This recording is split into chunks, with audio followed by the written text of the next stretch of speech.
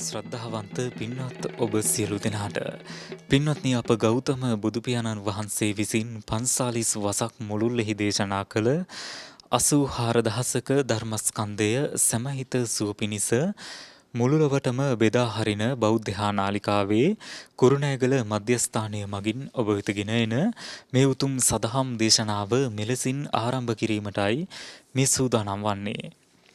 පින්වත්නි මේ උතුම් සදහම් දේශනාව පැවැත්වීම සඳහා අප සිදු කළ ගෞරවනීය ආරාධනාව පිළිගෙන මේ උතුම් සදහම් මණ්ඩපය වෙත වැඩම කොට වදාළ පූජනීය දොළොස්වල උදිතදීර පින්වත් ස්වාමින් වහන්සේව අප සියලු දෙනාම එක්ව සාදු නාද පවත්වා වන්දනා කරමු. සාදු සාදු සාදු. පින්වත්නි මේ උතුම් සදහම් දේශනාව මෙලෙසින් ඔබ වෙත ගෙන එන්නට සිය පින්බර දායකත්වය ලබා දෙන්නට යෙදෙන්නේ කඩවත පහළ කරගහමුල අංක 127න් 105 ලිපිනෙහි පදිංචි දුමින්ද අතුකෝරළ මහතා, රශිනී විජේසිංහ මහත්මිය, රාකේෂ් රහුමාල් පුතණුවන්, වසන්ත සේනාරත්න මහතා, ශ්‍රීමති සේනාරත්න මහත්මිය, චමෙල් අලුත්ගෙදර මහතා, පබහසි දම්සා රූපසිංහ දියණිය, බුදාරා සේනින්දි විජේතුංග දියණිය, පමාරා මෝවින්දි විජේතුංග දියණිය යන පින්වත් පිරිස විසින් එසේනම් ඔබ අප කෙරෙහි මෙත් සිතින් මේ උතුම් සදහම් දේශනාව පවත්වන්නට ගෞරවනීය දේශකයන්න් වහන්සේට නමස්කාර පූර්වකව ආරාධනා කර සිටිමු. අවසරයි ස්වාමීන් වහන්ස. සාදු සාදු සාදු. සමන්ත චක්කවාලේසු අත්‍රා ගච්ඡන්තු දේවතා සත්ධම්මං මුනි රාජස්ස සුනන්තු සංඝ මොක්ඛදං ධම්මස්සවන කාලෝ අයං භදන්තා ධම්මස්සවන කාලෝ අයං භදන්තා ධම්මස්සවන කාලෝ අයං බදන්තා. නමෝ තස්ස භගවතෝ අරහතෝ සම්මා සම්බුද්දස්ස. නමෝ තස්ස භගවතෝ අරහතෝ සම්මා සම්බුද්දස්ස.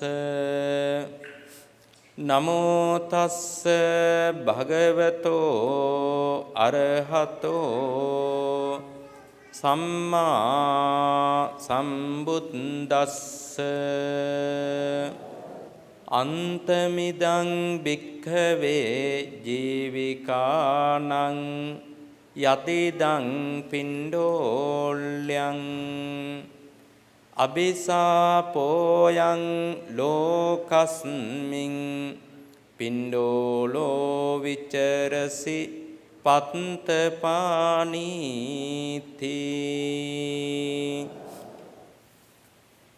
නාගොල්ලාගම කිරි ඉතිරුම් මැඩිල්ල ශ්‍රී ඉසිපතනාරාම විහාරාධීස්වර අමරපුර සිරි සද්ධම්ම වංශ මහානිකායේ වයඹ උතුරු මැද දෙපළාතේ ප්‍රධාන අධිකරණ සංඝනායක දුරන්දර අතිගෞරවාස්පද පරම පූජනීය අවසරයි උක්වත්තේගම පියනන්ද නායක මහා ස්වාමීන්ද්‍රයන් වහන්සේ ප්‍රධාන ගෞරවනීය පූජනීය මහා සංඝරත්නයෙන් වාසනාවන්ත කාරුණික සත්පුරුෂ පින්වත්නි,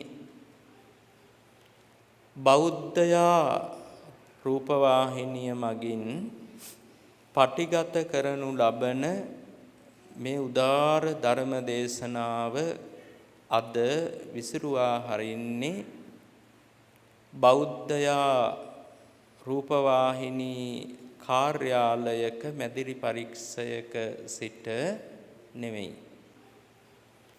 අද මේ ධර්ම දේශනාව පටිගත කරනු ලබන්නේ නාගොල්ලාගම කිරි ඉතිරුම් මැඩිල්ල ශ්‍රී ඉසිපතනාරාම විහාරස්ථානයෙහි අභිනවයෙන් ඉදිකරන ලද සුවිසල් ධර්මශාලාව තුල සිටයි.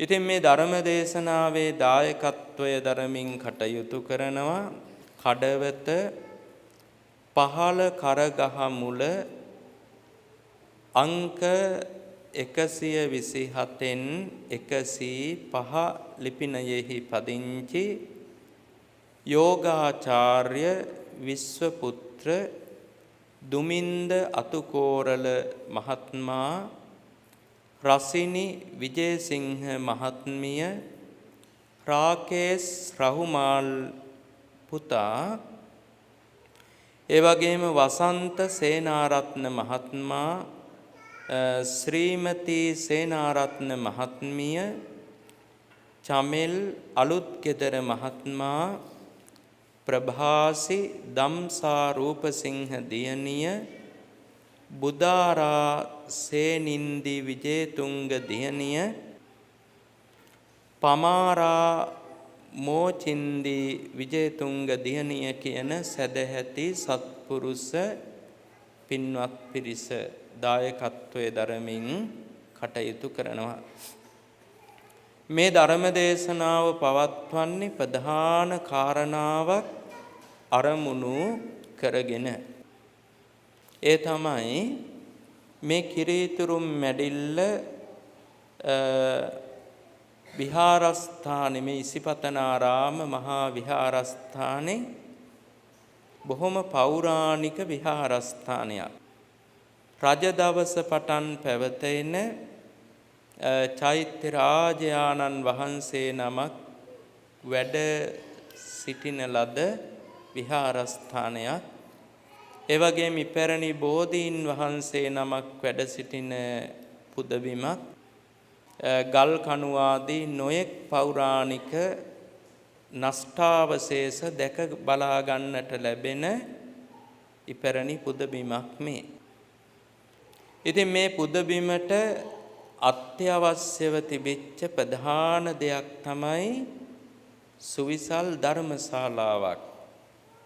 පෙර නම් සඳහන් කරන ලද අතිගෞරවාස්පද නායක මාහිමිපාණන් වහන්සේගේ මාර්ගෝපදේශකත්වය ඇතුව ප්‍රදේශවාසී සදැහැති සත්පුරුෂ පින්වතුන්ගේ ධන පරිත්‍යාගයෙන් යුතුව ඒ වගේම විහාරස්ථානයට සම්බන්ධ වෙනත් පළාත්වල ස්වාමින් වහන්සේ කල්යාණ මිත්‍රත්වයෙන් ඇසුරු කරන දායක පින්වතුන්ගේ උපකාර ඇතුව ඒ ධර්මශාලා මන්දිරය සාදවා නිම කරන්නට යෙදුණා. ඊටාම මනරම් නිහඬ පරිසරයක ඒ වගේම බොහොම සුන්දර හුදකලාවක් පැවතිච්ච භූමියක මේ ධර්මශාලාව ඉදි වෙලා තිබෙනවා. ඉතින් ඒ ධර්මශාලාව ඉදි කරපු හැම දෙනාටම පින් අනුමෝදන් කිරීම පිණිසත් ඒ වගේම ඒ ධර්මශාලාවේ සිදු කරන පළමුවන ධර්ම දේශනාව ලෙස මේ ධර්ම දේශනාව සිදු කරනු ලබනවා. ඊළඟට අපි ධර්ම දේශනාවට අපේ අවධානය යොමු කරමු. මම මාතෘකා කළේ සූත්‍ර දේශනාවක්. ඒ දේශනාව සඳහන් වෙන්නේ සංයුත්ත නිකායේ කන්ද සංයුත්තයට. ඒ දේශනාවේ නම තමයි පින්ඩෝල්‍ය සූත්‍රය. මොකද්ද දේශනාවේ නම? පින්ඩෝල්‍ය සූත්‍රය. පින්ඩෝල්‍ය කියන වචනේ තේරුම පිඬු සිඟා යාම කියන එකයි.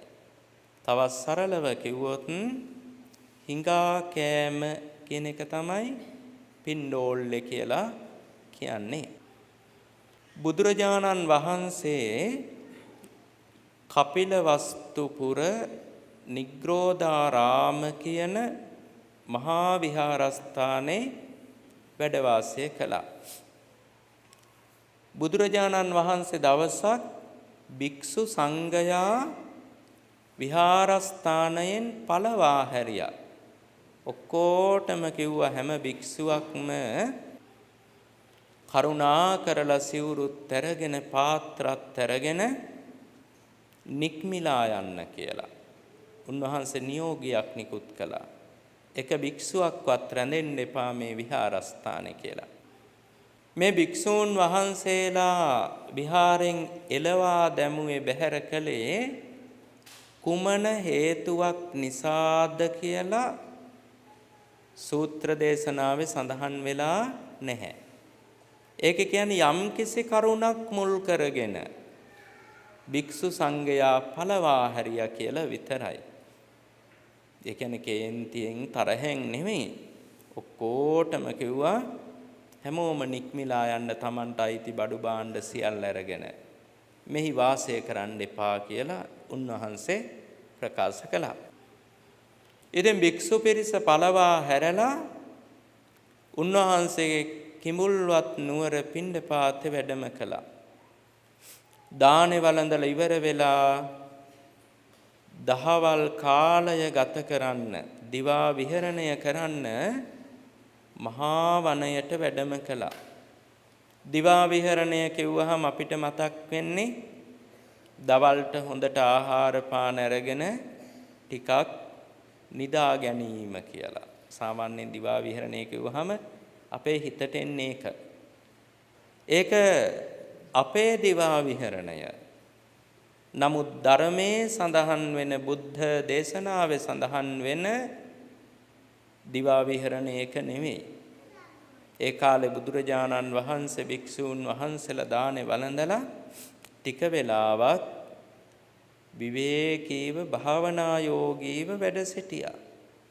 එක්ක ඉඳගෙන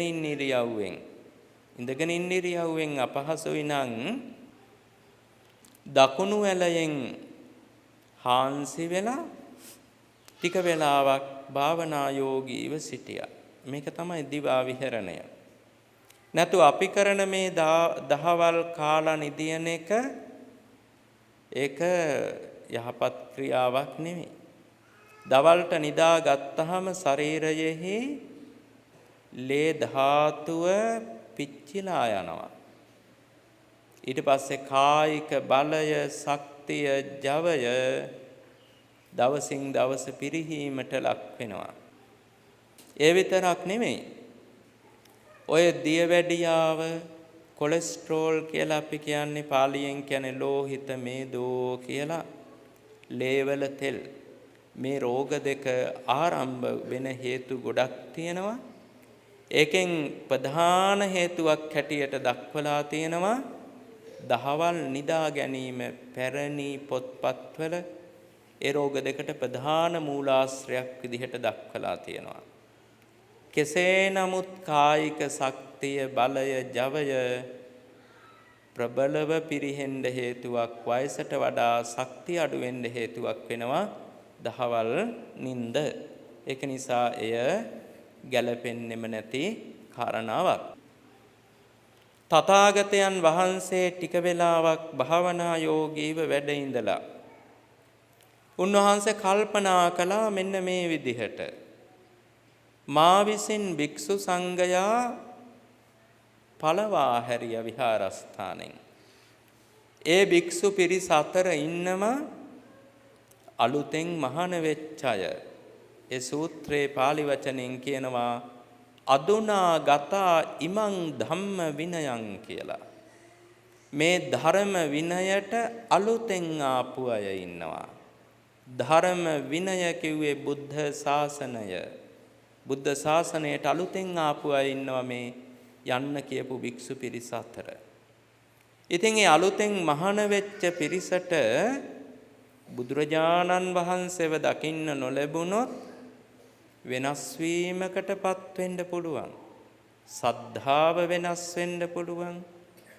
හිත වෙනස් වෙන්න පුළුවන්. සමහර විට ශාසනය එපා වෙන්න පුළුවන්. සමහර විට ශක්තිමත් අත්තිවාරමක් නොලැබෙන නිසා ශාසනය තුල හිටියත් නොයෙක් අසත් ධර්මවල යෙදෙන්න පුළුවන්, නොගැලපෙන කටයුතු කරන කෙනෙක් වෙන්න පුළුවන්. ඒක නිසා මම භික්ෂූන්ට අනුග්‍රහ කළ යුතුයි කියලා උන්වහන්සේට හිතුණා. ඒ වෙලාවේ උන්වහන්සේට උපමා දෙකක් වැටහුණා. පළවෙනි උපමාව තමයි පුංචි වසු පැටියෙක් ඉන්නවා. මේ වසු පැටියාට කිරි නැති වෙලා ගියොත් පුංචි කාලේ මව් ඇස්සි දකින්න නැති වෙලා ගියොත් පුංචි කාලෙම මේ වසු පැටියා වෙනසකටපත් වෙනවා. මව් ඇස්සි දකින්න නොලැබුණොත්. අන්න ඒ වගේ තමයි අලුත මහාන වෙච්ච අයට බුදු කෙනෙකුගේ ඇසුර නැති වුනහම වෙනස් වෙන්න පුළුවන්, පිරිහෙන්න පුළුවන්. ඊළඟට දෙවෙනි උපමාව.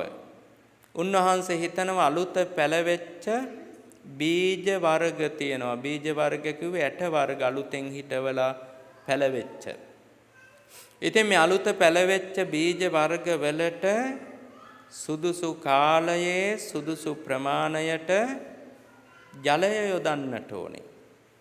සුදුසු කාලේ සුදුසු ප්‍රමාණයට ජලය යෙදුවේ නැත්නම් මැල වෙලා යනවා. සමහර විට මැරිලා මත් යනවා. අන්න ඒ වගේ තමයි අලුත මහාන වෙච්ච භික්ෂු පිරිසට තථාගතයන් වහන්සේගේ ඇසුර නැති වුණොත් විනාශයක් වෙනවා කියලා උන්වහන්සේ සිහිපත් කළා. එහෙම සිහිපත් කරනවා සමගම සහම්ප්‍රති කියන මහා බ්‍රහ්මයා, එයා රහතන් වහන්සේ කෙනෙක්. සහම්ප්‍රති බ්‍රහ්මයා කියන්නේ මේ බුද්ධ ශාසනයේ රහත් වෙච්ච කෙනෙක් නෙමෙයි. එතුමන් රහත් ඵලය අවබෝධ කරගෙන තියෙන්නේ කාශ්‍යප බුදුරජාණන් වහන්සේගේ කාලේ බණ අහලා. මොකද බ්‍රහ්ම ලෝකවල කල්ප ගාණක් ආයුෂ තියෙනවනේ. ඉතින් සමහර විට එක බ්‍රහ්මයෙකුට බුදුවරෝ ලොකු ප්‍රමාණයක් දකින්න ලැබෙන අවස්ථා තියෙනවා. 4-5 නම දැක ගන්න ලැබෙන අවස්ථා පවා තියෙනවා. මේ සහම්ප්‍රති කියන මහරහත් ඵලයටපත් වෙච්ච බ්‍රහ්ම රාජයා බුදුරජාණන් වහන්සේ හිතන සිතුවිල්ල තමන්ගේ හිතින් දැක්කා. ඒ සිතුවිල්ල දැකලා ඉක්මනින්ම බඹලොවින් අතුරුදහන් වෙලා තථාගතයන් වහන්සේ ඉදිරියෙහි පහළ වුණා. එතුමන් බඹලොව සිට මනුලොවට එන්න ගත වෙච්ච කාලය ඉරිදි බලයෙන් වැඩම කළේ. ඒ කාලය දක්වලා තියෙන සූත්‍රයේ උපමාවකින්. ඒ උපමාව තමයි ශක්ති සම්පන්න මිනිස්සෙක් තමන්ගේ දිගහැරලා තියෙන අත නමන්න ගත වෙන කාලේ වගේ පොඩි වෙලාවකින් බඹලොවේ ඉඳන් බුදුරජාන් වහන්සේ ඉදිරියේ පහළ වුණා. තවත් උපමාවක් කියනවා නමලා තියෙන අත දිගහරින්න ගත වෙනවා නම් යම් කාලයක් ශක්ති සම්පන්න මිනිස්සෙකුට අන්න ඒ වගේ පුංචි කාලයක් ඇතුළත බඹලොවින් අතුරු දහන්ව තථාගතයන් වහන්සේ ඉදිරියෙහි පහළ වුණා. පහළ වෙලා උන්වහන්සේ ඉදිරියෙහි උතුරු සළුව ඒකාංශ කරලා පොරව ගත්තා. බ්‍රහ්ම රාජයෝ උතුරු සළුවක් පොරවනවා. උතුරු සළුව කියලා කියන්නේ උඩුකය වසා පොරවන රෙදි කඩකට කියන නමක්. මොකද ඉස්සර මිනිස්සුත් උතුරු සළුවක් භාවිතා කළේ.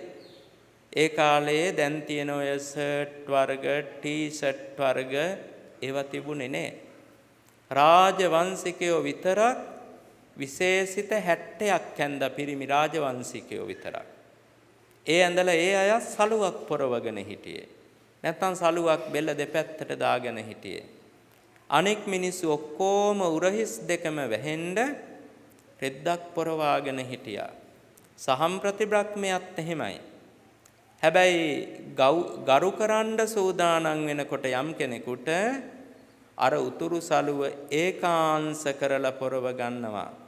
ඒකාංශ කරලා පොරව ගන්නවා කියන්නේ වංගුර හිස විතරක් වැහෙන විදිහට උතුරු සළුව පොරවා ගන්නවා. ඉතින් එහෙම ඒකාංශ කළා පොරවගෙන තථාගතයන් වහන්සේට වන්දනා කරලා එකත් පස්සක සිටියා. එකත් පස්සක වාඩි වුණා නෙමෙයි. එකත් පස්සක සිටියා. දෙවිවරු බ්‍රහ්මයෝ කිසිම දිනයක තථාගතයන් වහන්සේ ළඟට ඇවිල්ලා එක්ක ස්වාමින් වහන්සේ කෙනෙක් ළඟට ආවොත් ඇවිල්ලා වාඩි වෙන්නේ නැහැ. මොකද වාඩි වෙන්නේ නැත්තේ? එයාලා වාඩි වෙන්න හිතනකොටම ආසනයක් පහළ වෙනවා එයාලගේ පින්බලය නිසා. ඉතින් ආසනයක් පහළ වුණොත් ඒක දිව්‍ය ආසනයක්. ඒ දිව්‍ය ආසනයක් මත වැඩ සිටින එක අගෞරවයක්නේ. ඒ නිසා වාඩි වෙන්නේ නැහැ. ඒ අය වාඩි වෙන්නේ නැතුව හිටගෙන කතා කරන්නත් අමාරු නිසා උක්කුටිකයෙන් ඉන්නවා. උක්කුටිකයෙන් කියන්නේ වාඩි වෙනවා කකුලේ ඇඟිලි ටික විතරක් බිමට තියලා. අපිටත් පුළුවන් එහෙම වාඩි වෙන්න. ඇඟිලි ටික විතරක් බිමට තියලා ඇඟිලි වලට විතරක් බර දීලා වාඩි වෙනවා. යටිපතුල බිම තියන්නේ නැතුව. ඒකට කියනවා අපි උක්කුටිකයෙන් වාඩි වීම කියලා. ඔය කෙනෙක් මහාන කරන කොටත් උක්කුටිකයෙන් වාඩි කරවලා තමයි පැවිදි කරන අවස්ථාවේ සිල් සමාදන් කිරීම කටයුතු පැවිද්ද ලබා දීම කටයුතු සිදු කරනු ලබන්නේ. ඉතින් සාම්ප්‍රති බ්‍රහ්මය උක්කුටිකයෙන් වාඩි වුණා. වාඩි වෙලා බුදුරජාණන් වහන්සේට කියනවා ඒව මේතං සුගතෝ ඒව මේවං භගවෝ ඒව මේවං භගවා කියනවා සුගතයන් වහන්සේ ඔබ වහන්සේ හිතපු දේ එසේමයි. ඒ උන්වහන්සේ හිතුවනේ යමක් ඒක ඒ විදිහමයි. භාග්‍යවතුන් වහන්සේ ඔබ වහන්සේ සිතුව දේ එසේමයි. ඔබ වහන්සේ භික්ෂු සංඝයා එළවා දැමුවා. එහි ඉන්නවා නවක භික්ෂූන් වහන්සේලා අලුත මහාන වෙච්ච අය. එයට තථාගතයන් වහන්සේගේ දර්ශනය අත්‍යවශ්‍යයි. ඒ නිසා අතීතයේ යම්සේ අනුග්‍රහ කළා නම් භික්ෂු පිරිසට දැනුත් අනුග්‍රහ කරන්න කියලා ඉල්ලීමක් කළා වන්දනා කරලා. උන්වහන්සේ නිහඬව ආරාධනාව පිළිගත්තා. සහම්ප්‍රති බ්‍රහ්මයා තථාගතයන් වහන්සේට වන්දනා කරලා ප්‍රදක්ෂිනා කරලා අතුරුදහන් වුණා. ප්‍රදක්ෂිනා කරනවා කියන්නේ මොකක්ද කියලා දන්නවනේ. ප්‍රදක්ෂිනා කරනවා කියන්නේ අපේ තියෙන පැරණිම වන්දනා ක්‍රමය. ඒ තමයි ගරු කළ කෙනෙකුට හෝ ගෞරව කළ යුතු චෛත්‍ය බෝධිය ප්‍රතිමාව ආදියට හෝ වඳින විට මුලින්ම වන්දනා කරනවා. ඒ කියන්නේ පසඟ පිහිටුවා වඳිනවා, දන ගහලා වඳිනවා කියලා කියන්නේ. වන්දනා කරලා ඊට පස්සේ දකුණු අත චෛත්‍යයට නම් වඳින්නේ චෛත්‍ය දෙසට යන විදිහට ඒ චෛත්‍ය වටේ ප්‍රදක්ෂිනා කරමින් නැත්නම් ඇවිදිමින් වඳිනවා. අනුරාධපුර යුගයේ ලියවෙච්ච පොතක මෙහෙම සඳහන් වෙනවා ඒ වඳින හැටි. සිංහලෙන් ලියවෙච්ච පොතක පාදොවෑ හමදනා මුසුන්ගෙන දීමෙනු බුදුන් කරා එළඹෙනුවක් වූ හේයින් දා ගැබට එළඹ. ඔන්න චෛත්‍ය ළඟට යන්න ඕනි හැටි. පාදෝවණය කරගන්න ඕනි. කකුල් දෙක පිරිසිදු කරගන්න ඕනි චෛත්‍ය ළඟට යන්න ඉස්සෙල්ලා. ඉස්සර චෛත්‍ය ළඟ පාදෝවණය කරගන්න පහසුකම් සලසලා තිබුණා. බලන්න මෙහි චෛත්‍ය හදලා තියෙන්නේ පැරණි චෛත්‍යයක් තිබිච්ච තැනකනේ. එතන උනත් පොඩි පොකුණක් හදලා තියෙනවානේ. පැරණි රජ දවස් හද පොකුණක් දැනුත් තියෙන්නේ. පාදෝවණය කරගන්නේ හදලා තියෙන්නේ. ඊට පස්සේ චෛත්‍ය මළුවට යනකොට හමදනා මුසුන්ගෙන අමදින්න අවශ්‍ය ඉදල් කොහු ආදියත් අරගෙන යන්න ඕනි. දීමෙනු බුදුන් කරා එළමෙනුවක් වූ හේයින් ජීවමාන බුදුරජාණන් වහන්සේ ළඟට යනවා කියන අදහසින්ම යන්න ඕනි චෛත්‍ය ළඟට. බෝධියට ගියත් එහෙමයි, විහාරයට ගියත් එහෙමයි. මම මේ යන්නේ ජීවමාන බුදුරජාණන් වහන්සේ ළඟට කියන උදාර චේතනාවෙන් උදාර අදහසින් ගමන් කළ යුතුයි. ගමන් කරලා Tamanට පූජා කරන්න යමක් තියෙනවා නම් මල් පහන් ආදී යමක් එය පූජා කළ යුතුයි පළමුවෙන්ම. ඉතින් මල් ආසන ආදී අපිරිසිදුයි නම් බැලි මලු ආදී අපිරිසිදුයි නම් මුලින් ඒවා පිරිසිදු කරලා ඉන්න ඕනේ. ඒවා පිරිසිදු කරලා ඉවර වෙලා පූජා කළ යුතු දේ පූජා කරනවා. හැබැයි පිරිසිදු කරනකොටත් ක්‍රමයක් කියලා තියෙනවා. ඒ කියන්නේ මිදුල් අමදිනකොට කොහොමද මොකද්ද ක්‍රමය? ඒකේ කියනවා හැමද දෙස බලා දස නොබලා අනුන්හා නොබැන අමදින පැත්ත බලාගෙන ඉන්න දස නොබලා දස දිසා බලන් එපා. දස දිසා කිව්වේ වටපිට බලන් එපා. අනුන්හා නොබැන අනිත් අය එක්ක කතා කරන්න එපා. චෛත්‍ය මළුවක් බෝධි මළුවක් හැමදිනකොට නව අරහාදී බුදුගුණ සිහි කොට නව අරහාදී බුදුගුණම හිත හිතා අර ඉතිපිසෝ ගාථාවේ සඳහන් වෙන අරහං සම්මා සම්බුද්ධෝ විද්‍යාචරණ සම්පන්නෝ සුගතෝ ලෝකවිදු අනුත්තරෝ පුරිස ධම්මසාරති සත්තා දේව මනුස්සානම් බුද්ධෝ භගවා කියලා කියන්නේ ඒ බුදුගුණ නමයම හිත හිතා මිදුල ඇමදීම කරන්නට ඕනි. එහෙම ඇමදලා ඉන්පසු අත්පාදිය දෝවණය කරගෙන පූජා කරන්න යමක් තියෙනවා නම් පූජා කරනවා. පූජා කළා ඉවර වෙලා තමන්ගේ අත චෛත්‍ය පැත්තට යන විදිහට ගමන් කරනවා චෛත්‍ය වටේ. එසේ ගමන් කරන විට මහා චේතියක් නම් ලොකු චෛත්‍යයක් නම් තැන් හතරක නැවතිලා වැඳිය යුතුයි. තැන් හතරක නැවතිලා පසඟ පිහිටුවා වන්දනා කළ යුතුයි. තැන් හතරකදී චෛත්‍ය වටේ කරවුමක් ගිහින් එනකොට හතර තැනක වැඳලා තියෙන්නට ඕනේ. මධ්‍යම ප්‍රමාණයේ චේතියක් නම් තැන් 8ක සිට වන්දනා කළ යුතුයි. තැන් 8ක දන ගහලා වඳින්න ඕනි. අපිට තේරෙන විදිහට කිව්වොත් පසඟ පිහිටුවා වැඳීම. පුංචි චෛත්‍යයක් නම් 16 තැනක සිට වැඳිය යුතුයි. ඒ කියන්නේ අපේ පන්සලක එහෙම තියෙන චෛත්‍යයක් නම් අපි 16 තැනක වන්දනා කරන්න ඕනි දන ගහලා ඒ චෛත්‍ය වටේ. අන්න ඒ තමයි පැරණි ප්‍රදක්ෂිනා කිරීමේ ක්‍රමය. ඉතින් ඒක අපේ ශාසනික ක්‍රමේ බුද්ධ කාලේ ඉඳන් මෙන බුදුන් වඳින විශිෂ්ට ක්‍රමයක් ඒක. සහම්ප්‍රති බ්‍රහ්මයාද ප්‍රදක්ෂිනා කරලා නික්මිලා ගියා. උන්වහන්සේ තථාගතයන් වහන්සේ නිග්‍රෝධාරාමයට වැඩම කළා. වැඩම කරලා ප්‍රාතිහාර්යයක් දැක්කුවා. ප්‍රාතිහාර්යයක් දැක්කුවා කියන්නේ යමක් මවල පෙන්නුවා නෙවෙයි. නමුත් භික්ෂූන් වහන්සේලා එන විදිහේ ප්‍රාතිහාර්යයක් දැක්කුවා නැවත විහාරස්ථානෙට. අර ගමන නතර කරලා ආපහු වෙන විදිහට. උන්වහන්සේගේ අදිෂ්ඨානයක් ඒ කිරිදි බලයෙන් කරපු. ඒ අය එන්නේ නිකන් නෙවෙයි. ඒ සූත්‍රයේම කියනවා සාරජ්‍යමානා කියලා. සාරජ්‍යමානා කියුවේ බයටපත් උනා වගේ පැමිණෙන විදිහට. ඒ කියන්නේ බොහොම ගෞරවයෙන් බයෙන් වගේ එන විදිහට 이르දි ප්‍රාතිහාරයක් පෑවා. එයි අපි වැරද්දක් කළාම බයෙන් වගේ නේ ආපහු එන්නේ. ඒ විදිහට මෙන්න 이르දි ප්‍රාතිහාරයක් දැක්වුවා. ඉතින් එක නම දෙනම බැගින් බොහෝම නිහඬව බුදුරජාන් වහන්සේ ළඟට ඇවිල්ලා වැඳලා වාඩි වෙනවා. එක්කෙනා දෙන්න බැගින් ඇවිල්ලා උන්වහන්සේගේ අදිෂ්ඨානය නිසා හැමෝම ඇවිල්ලා වාඩි වුණා. හැමෝම නිහඬව ඉන්නවා බුදුරජාණන් වහන්සේ දෙස බලාගෙන දෑත් එකතු කළා වැඳගෙන ඉන්නවා හැම කෙනෙක්ම. ඒ වෙලාවේ බුදුරජාණන් වහන්සේ මේ භික්ෂූන් වහන්සේලාට මෙන්න මේ විදිහට දේශනා කළා. අන්තමිදං භික්ඛවේ ජීවිකානං යතිදං පිණ්ඩෝල්‍යං.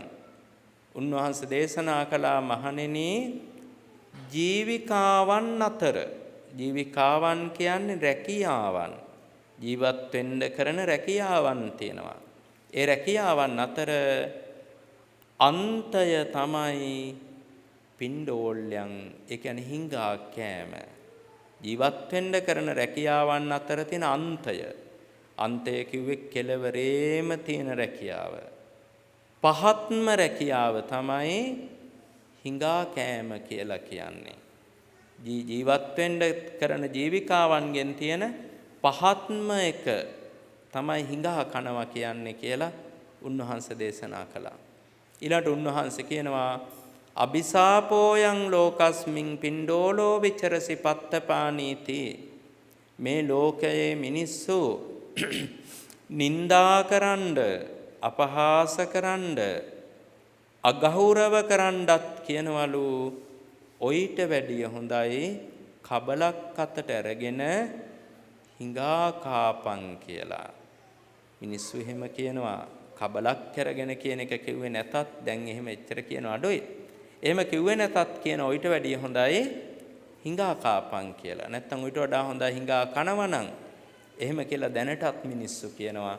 කෙනෙකුට නින්දාවක් කරන්න, අපහාසයක් කරන්න, අගෞරවයක් කරන්න, නැත්තම් යමක් තේරුම් කරලා දෙන්නත් එහෙම කියනවා. ඕක වැරදි කියන එක.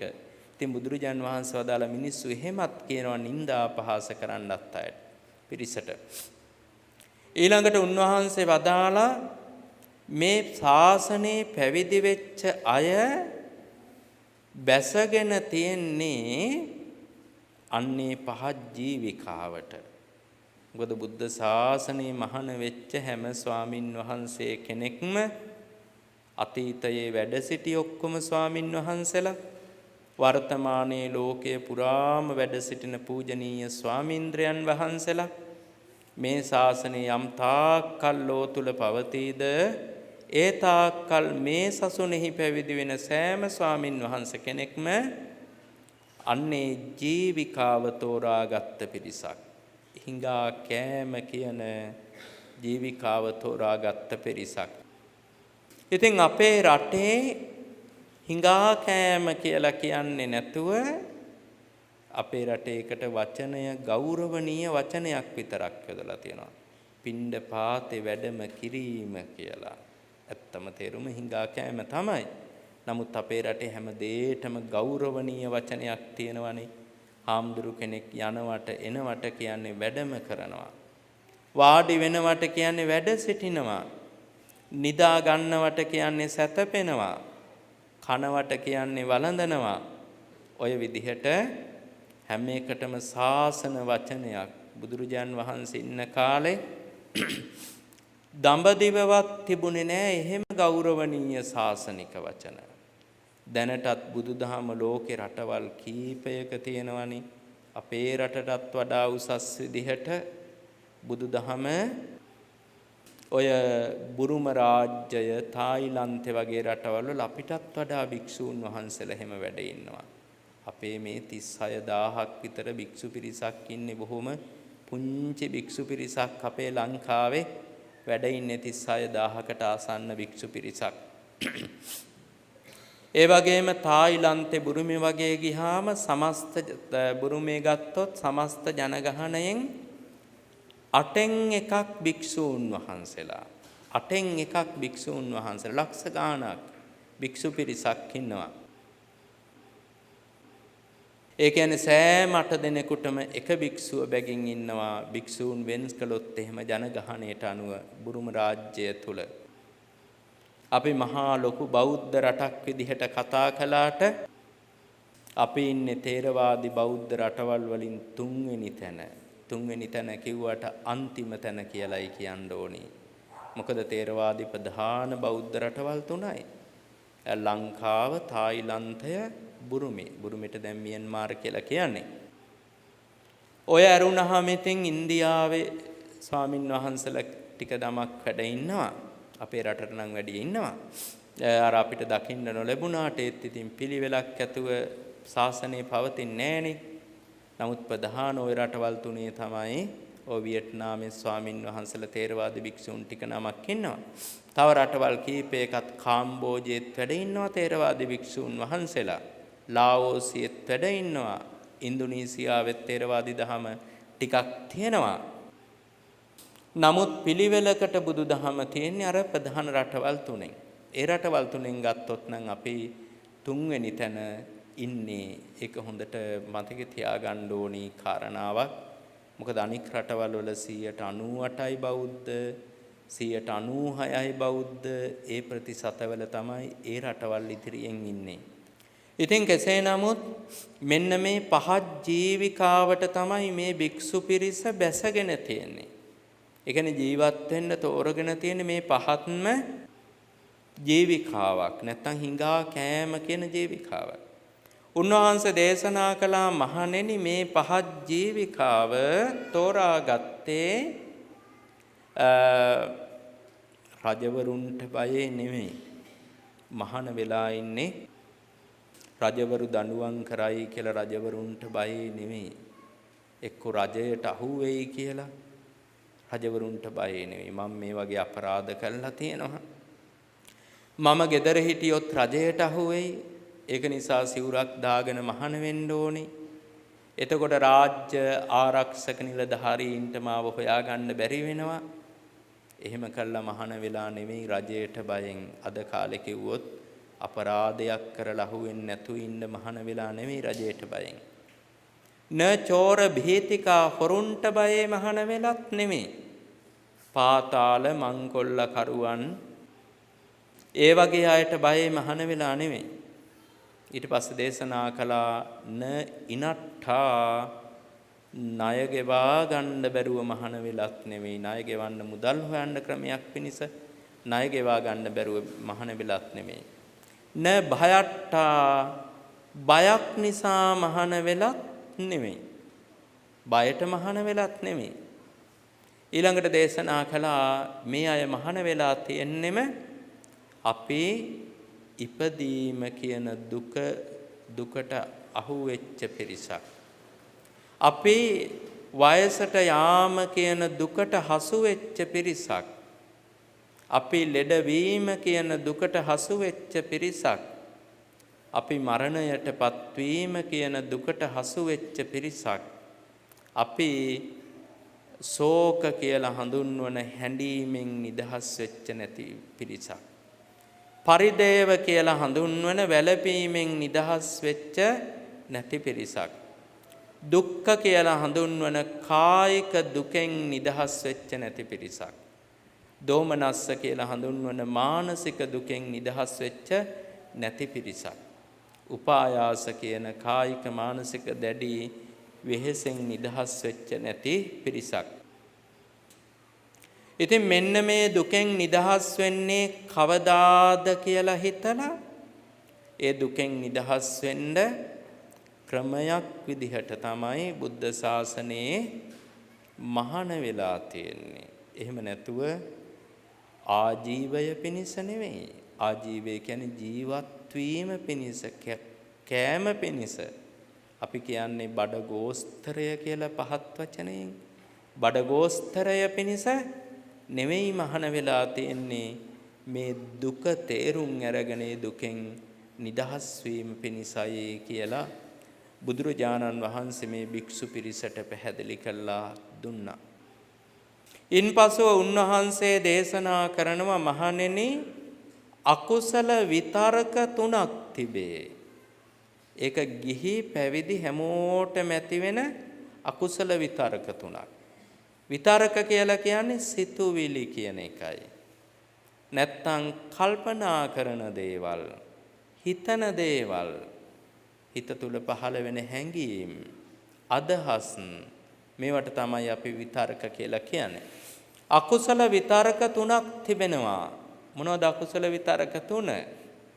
කාම විතක්කෝ, ව්‍යාපාද විතක්කෝ, විහිංසා විතක්කෝ.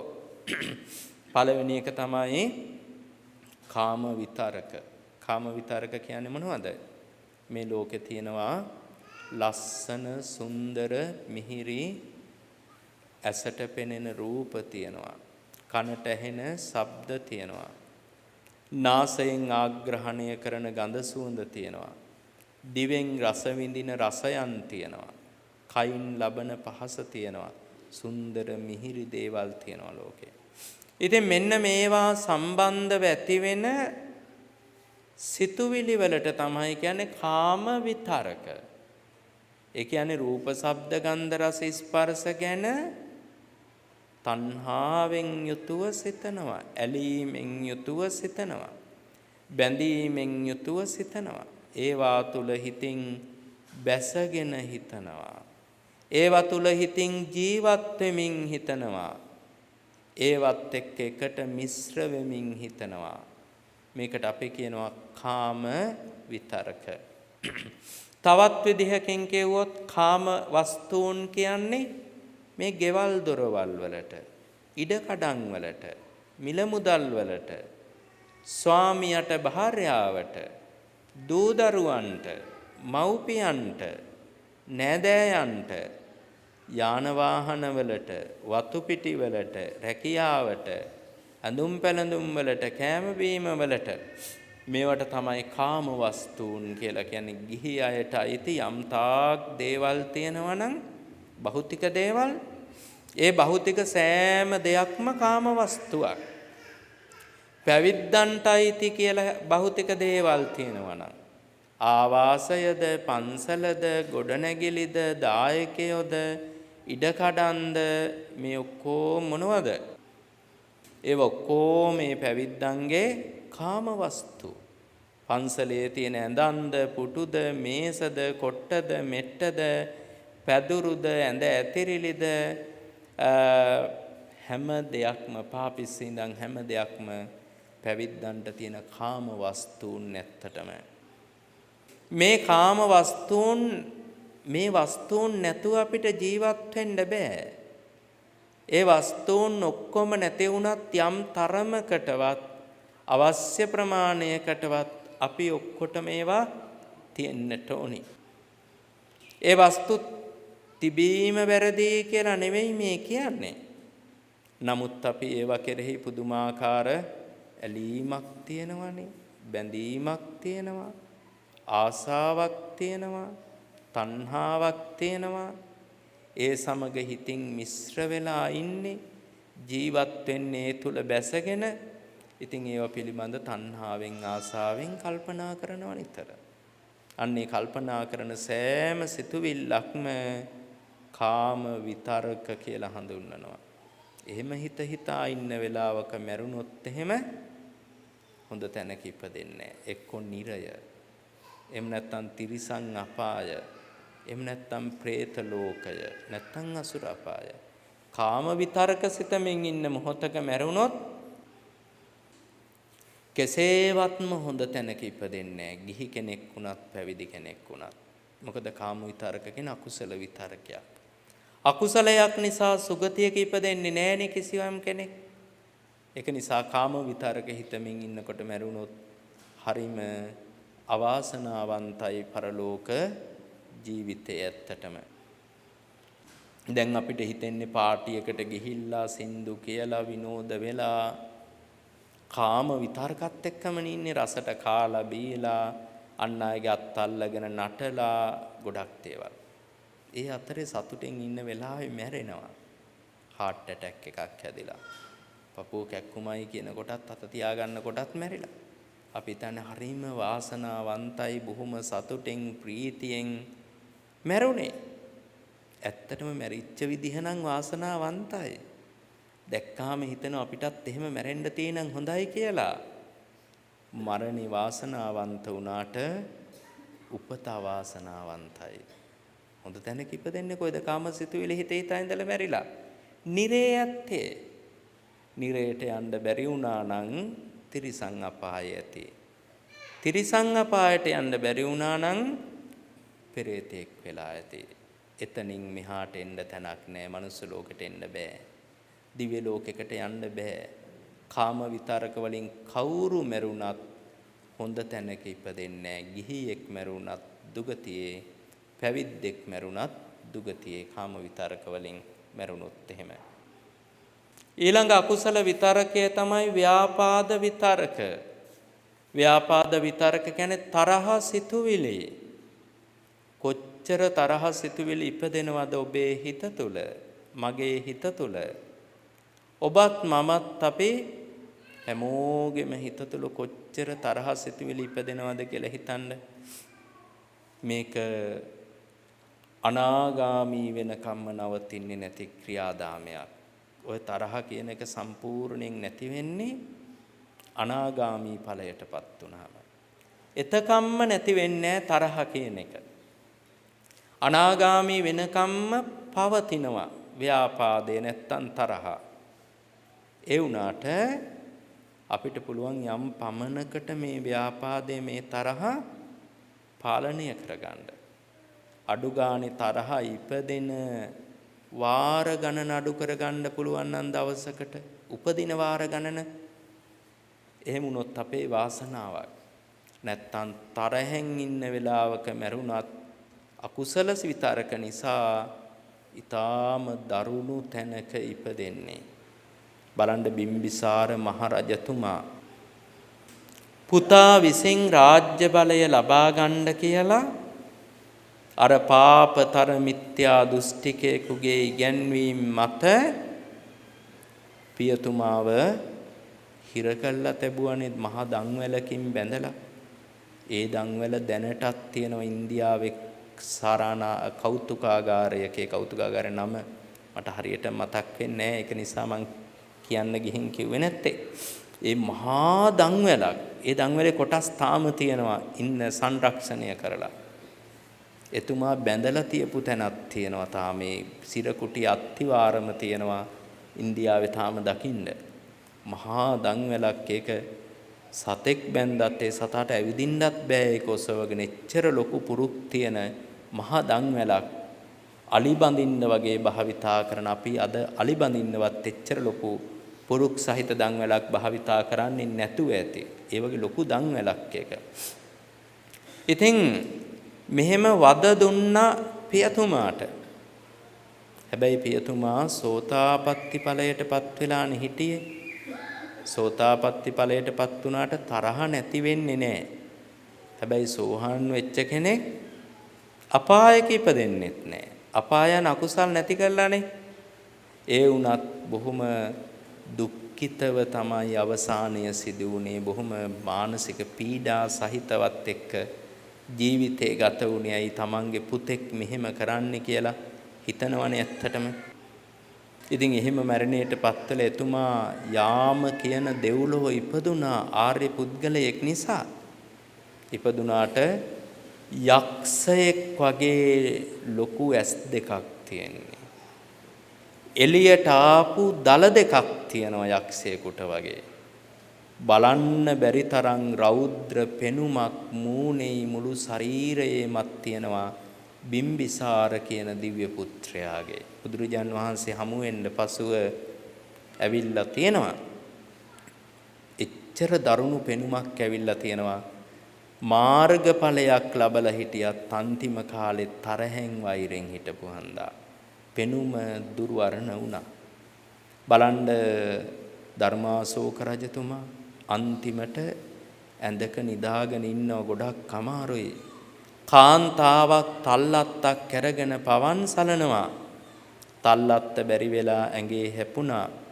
රජතුමාට කේන්ති ගියා මේ ගැහණිය මගේ ඇඟේ තල්ලත්ත වැද්දුවා නේද? උඹ කවුරු කියලාද හිතන් ඉන්නේ? මේ වගේ රජ කෙනෙක්ගේ ඇඟේ තල්ලත්තක් වද්දවන්න. තරහ සිතුවිලි වලින් ඒ කාන්තාව කෙරෙහි වෛර සිතුවිලි වලින් ඉන්න අතරතුර මැරුණේ. මැරිලා හිටන් පිඹුරෙක් වගේ ශරීරයක් තියෙන පෙරේතෙක් වෙලා ඉපදුනා. අපි කියන්නේ පිඹුරෙක් වුණා කියලා. පිඹුරෙක් වුණේ නැහැ ඇත්තටම. පිඹුරෙක් වගේ ශරීරයක් තියෙන ප්‍රේතයෙක් වෙලා උපත ලැබුවා. අන්න බලන්න තරහ සිතුවිලි වලින් මැරුණොත් හොඳ තැනක ඉපදෙන්නේ නැහැ. ඊළඟ අකුසල විතරකය තමයි විහිංසා විතරක. විහිංසා විතරක කියන්නේ අනුන්ට හිංසා කිරීම, පීඩා කිරීම පිළිබඳ කල්පනා කරනවා. රැකියාවක් කරන කෙනෙක් වුණත් ඔන්න ඔය ටිකක් පාඩි වෙලා ඉන්නේ නැතේ. මොකද ගෙදර ගියා කියලා රජ වෙන්නද? ටික රස්ති ආදු කරනවා මිනිස්සයා වැඩේ කරලා දෙන්නේ ආයතනයකට ගියාම. ඒ තමයි විහිංසා විතරක. එක්ක ගෙදරදී පොඩි තරහක් වෙලා කතා කරන්නේ නැතුව ඉන්න හිතනවා. කන්නේ නැතුව ඉන්නවා. ගස්සගෙන යනවා, මූණ අකුලගෙන ඉන්නවා. ඒ ගවයෝ කරන වැඩ, හරක් කරන වැඩ. එවෙන් බුද්ධිමතුන් තේරුම් ගන්න මේ හරකෙක් කියලා විතරයි. මේ මිනිස්සෙක් අන්න ඒව තමයි විහිංසාව විතරක. අනුන්ට හිංසාවක් කරන්නේ හිතන්නේ, කතා කරන්නේ නැතුව ඉඳලා. පලිගණ්ඩේ හිතන්නේ. මූණ අකුලගෙන ඉන්න එකට, කන්නේ නැතුව ඉන්න එකට, බලන්නේ නැතුව ඉන්න එකට. ඉතින් අන්න එහෙම හිංසා කරන්න එක්ක ගහන්න, බනින්න හිතනවා. මෙන්න මේවට කියන විහිංසාව විතරක. අනුන්ට හිංසාවක්, පීඩාවක් කරන්න හිතීම. ඒ සිතුවිලි අතරතුර මැරුණොත් එහෙම නිරයගාමී වෙනවා. නිරයගාමී වෙනවා. එච්චර ප්‍රබල අකුසලයක් විහිංසා විතරක. ඉතින් උන්වහන්සේ දේශනා කළායේ බව. දේශනා කළා කිව්වා මහණෙනි මේ අකුසල විතරක නැති කරගන්න පුළුවන් ඉතුරුවක් නැතුවම නැති වෙන්නේ නම් සතර සතිපට්ඨානය වැඩිවීමෙන් කියලා දේශනා කළා. ඒ වගේම මේ අකුසල විතරක ඉතුරුවක්ම නැතුවම නැතිකරන්න විදර්ශනාවෙනුත් පුළුවනි කියලා පැහැදිලි කරලා දුන්නා. ඊට පස්සේ විදර්ශනා භාවනාව ගැනත් බොහොම දීර්ඝ විස්තරයක් දේශනා කළා මේ සූත්‍රයේදී. නමුත් අද දේශනාව ඒ වෙත අවධානය යොමු කරන්නේ නැත. දේශනාව අවසానයි. ඊ타ත්ම සද්ධාවෙන් ගෞරවයෙන් යුතුව මේ දේශනාවේ දායකත්වයේ දරමින් කටයුතු කළා කඩවත පහළ කරගහමුල අංක 127න් 105 ලිපිනයෙහි යෝගාචාර්ය විශ්වපුත්‍ර දුමින්ද අතුකෝරළ මහත්මයා, රසිනි විජේසිංහ මහත්මිය, රාකේස් රහුමාල් එම පුතණුවන්, වසන්ත සේනාරත්න මහත්මයා, ශ්‍රීමති සේනාරත්න මහත්මිය, චමේල් අලුත්ගෙදර මහත්මයා, ප්‍රභාසි දම්සා රූපසිංහ දියණිය, බුදාරා සේනින්දි විජේතුංග දියණිය, පමාරා මෝචින්දි විජේතුංග දියණිය මේ සදැහැති සත්පුරුෂයන් දායකත්වය. ඒ පින්වත් පිරිස මේ දේශනාව කරන මනහර ධර්මාසනයද ඒ මත තිබෙන ඒ ධර්මාසනයට උචිත යෝග්‍ය මේසයද පූජා කරලා මේ පිම්බීමේ අටවිසි බෝධි රෝපණයක් කරන්න දායකත්වයේද දක්වමින් කටයුතු කළ පිරිසක් බව අපේ ගෞරවනීය නායක මාහිමිපාණන් වහන්සේගෙන් දැනගන්නට ලැබුණා. අපිටත් බොහොම සද්ධාවෙන් ගෞරවයෙන් උපකාර කරන සදැහැති පිරිසක්. ඒ පින්වතුන් බලාපොරොත්තු වෙන අභාව ප්‍රාප්ත වූ දොන් සීලින් කරුණාසේකර ආච්චි අම්මාට, දොන් යෝතන් අතුකෝරළ සීයාට, සීබෙල් නෝනා උපාසිකා මාතාව චූටි අම්මා චූටි ආච්චිට, බීකේ ටෙක්ස් අධිපති ටිකිරි බණ්ඩාර මහත්මාණන්ට, අපවත් වී වදාළ අති ගෞරවාස්පද පූජනීය දරණාගම කුසල ධම්ම නායක මාහිමිපාණන් වහන්සේට, ඒ වගේම සහභාගී වන හැම දෙනා නමින් මිය පරලොව ගිය සියලු ඥාතීන්ට, මිය පරලොව ගිය සියලු ගුරුවරුන්ට, ඒ වගේම බලන්ගොඩ ආනන්ද මෛත්‍රීය නායක මාහිමිපාණන් වහන්සේ, ගංගොඩවිල සෝම ස්වාමීන්ද්‍රයන් වහන්සේ, රේණුකානේ චන්ද විමල ස්වාමීන්ද්‍රයන් වහන්සේ, නාවුයනේ අරිය ධම්ම ස්වාමීන්ද්‍රයන් වහන්සේ කියන පරම පූජනීය මේ රටෙහි ශාසනය පොබ කළ මහා යතිවර පිරිසට පුණ්‍යානුමෝදනා කරනවා. ඒ වගේම තම දිවි දෙවැනි කොට බුදු සසුන සුරකින්නට මහා මෙහෙවරක් කළ අනගාരിക ධර්මපාලතුමන්ට පින් දෙනවා. අපේ බුද්ධ ගයාව බේරගත් එතුමන් බුද්ධ ගයාව බේරගන්න සටනේදී ලංකාවේ අය පුංචි උදව්වක්වත් කරලා නැහැ. ඒ නිසා එතුමා අන්තිමටත් කියනවා මගේ මල කඳවත් ගෙනියන්න එපා ලංකාවට කියලා. උන් කවුරුත් මට උදව් කළේ නැහැ. බුරුමයයි තායිලන්තයයි තමයි මට උදව් කළේ. මුන් මේ සටනට පුංචි සහයෝගයක්වත් දුන්නේ නැහැ කියලා හරිම වේදනාවෙන් එතුමා ප්‍රකාශ කරලා තියෙනවා. අන්තිම කාලේ ලංකාවට එන්නේ නැතුව ඉන්දියාවෙමයි මරණයට පවා පත්ුනේ එතුමන්. එතුමන්ගේ අම්මා මල්ලිකා හේවා විතාරණ මැතිණිය තමයි උදව් කරලා තියෙන්නේ සම්පූර්ණයෙන්ම එතුමගේ මේ සටනට දායකත්වය දක්වලා තියෙන ලංකාවේ එකම එක්කෙනා. ඉතින් ඒ වගේ ශ්‍රේෂ්ඨ යුග පුරුෂයෙක් අද හැම තැනම පිළිරූ ඉදි වෙනවා. ඒ කාලේ එතුමාට උදව් කළා නම් එතුමා බුද්ධ ගයාව බේරගත්තා වගේ ඇත්තටම ලංකාවත් අපිට උරුම කරලා දෙයි බේරගෙන බොහොම වටිනා විදිහට. කෙසේ නමුත් ලංකාවට මහා මෙහෙවරක් කරાવી ශාසනය ආලෝකමත් කරાવી එතුමටත් උදව් කළා නම් එතුමාටත් පුණ්‍යානුමෝදනාව සිදු කරනු ලබනවා. ඉතින් මේ මිය පරලොව ගියේ සෑම දිනාටම මේ පින්පෙත් අත්පත් වේවා.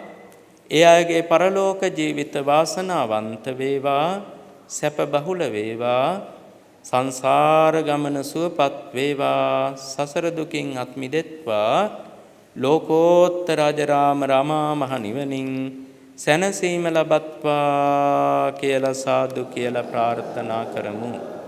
විශේෂයෙන් පේමසිරි අතුකෝරළ පියාණන් වහන්සේට, සෝමා අතුකෝරළ මෑණියන් වහන්සේට, මිලිනෝනා උපාසිකා මාතාවට දැන් වසර 97යි.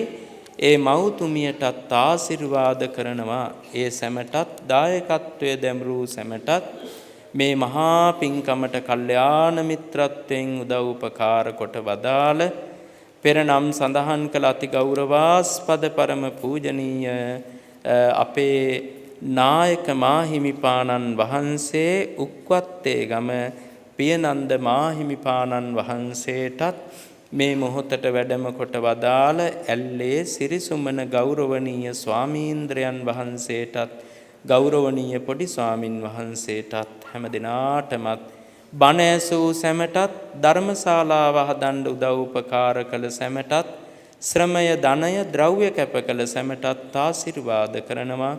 සෑම දිනාම මේ පින් බලෙන් තෙරුවන් ගුණ බලයෙන් නිදුක් වෙත්වා, නිරෝග වෙත්වා, සුවපත් වෙත්වා, විසස් සත වර්ෂාධික කාලයක් දීර්ඝායුෂ ලබත්වා. ආයුෂයෙන්ද ශරීර වර්ණයෙන්ද නිරෝග සැපයෙන්ද කායික බලයෙන්ද ප්‍රඥාවෙන්ද වැඩෙත්වා. ගුණයෙන් නුවණින් යසයිසුරින් සැප සම්පතින් ධන ධාන්‍යයෙන් වැඩෙත්වා. අපල උපද්‍රව සතුරු කරදර මාරක බාධක නවග්‍රහ දෝෂ අස්වා කටවහ දෝෂ පුරාණ කර්ම විපාක අනවින කොඩවින ඒරාෂ්ටක නින්දා පහස තර්ජන ගර්ජන චරිත ඝාතන මේ සියල්ල හිරුදුටු ගණදුරක් සෙයින් විහත විද්වංසනය වේවා. මතු උපදින ජීවිතවලදී නරක තිරිසන් പ്രേත අසුර කියන සතර අපායෝත්පත්ති දුක්ඛයකටපත් නොවේවා. සුගතිගාමි වාසනාවන්ත සැප බහුල සත්පුරුෂ ජීවිත පෙළක් එක දිගට ලැබේවා. සෑම ජීවිතයකදීම කල්යාණ මිත්‍ර සුරද උතුම් සද්ධර්ම ශ්‍රවණයද යෝනිසෝ මනසිකාරයද ධර්මානුධර්ම ප්‍රතිපදාවද මුණ ගැසේවා.